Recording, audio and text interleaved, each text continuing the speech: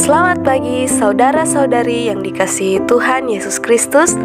Saat ini marilah kita mengikuti bacaan firman Tuhan yang diambil dari buku Renungan Pagi dengan tema Bersama Allah di Waktu Fajar yang ditulis oleh Nyonya Ellen G. White.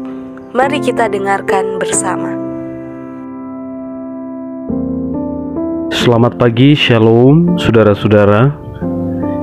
Di pagi ini bersyukur kembali oleh karena berkat Tuhan boleh bersama-sama kembali dengan saya Pendeta Stefit Muneh Sehe untuk membahas satu pembahasan renungan pagi tanggal 19 Februari yang berjudul Dia Membuatnya Menjadi Dosa Karena Kita.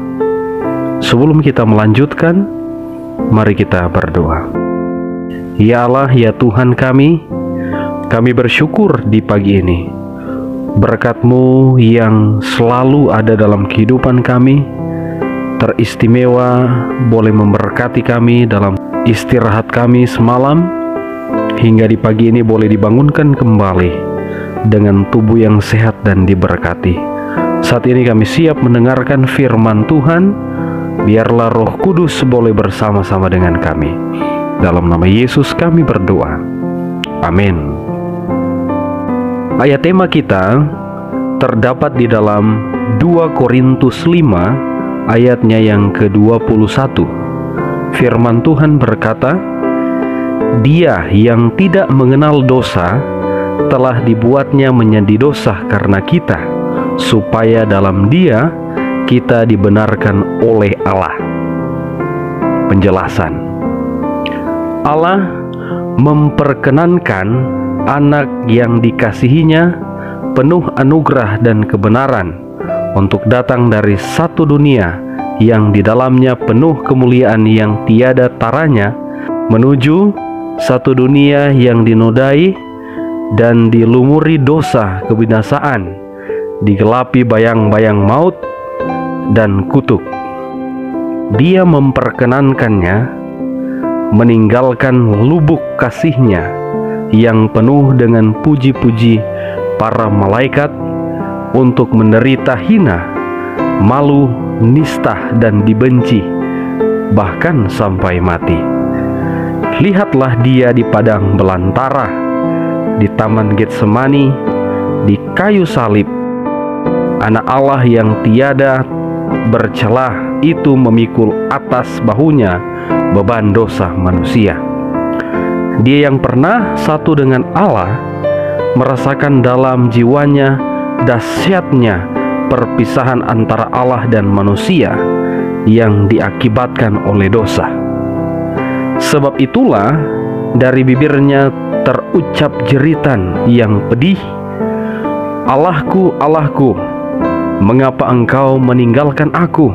Beban dosa, kedahsyatan dosa itu, perpisahan jiwa dengan Allah yang ditimbulkannya itulah yang menghancur luluhkan hati anak Allah.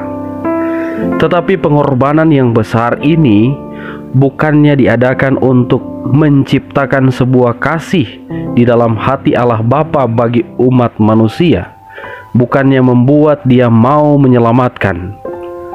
Tidak sama sekali. Karena begitu besar kasih Allah akan dunia ini, sehingga Ia telah mengaruniakan anaknya yang tunggal. Allah Bapa mengasihi kita, bukan karena perdamaiannya yang besar itu, tetapi Dia mengaruniakan perdamaian karena Dia mengasihi kita. Kristus adalah pengantara melalui mana dapat dicurahkan kasih-Nya yang tiada batasnya itu kepada dunia yang telah jatuh ke dalam dosa. Tiada yang lain kecuali anak Allah yang dapat menyempurnakan penebusan kita, sebab hanya Dialah yang dahulu di dalam ribaan Allah Bapa yang dapat menyatakan Dia. Hanya Dia yang mengetahui tinggi dan dalamnya kasih Allah mampu menyatakannya.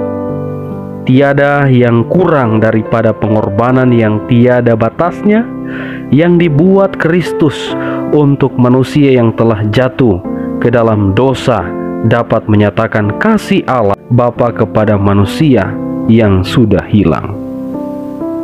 Kebahagiaan sejati, halaman 16 sampai halaman 18. Mari kita berdoa.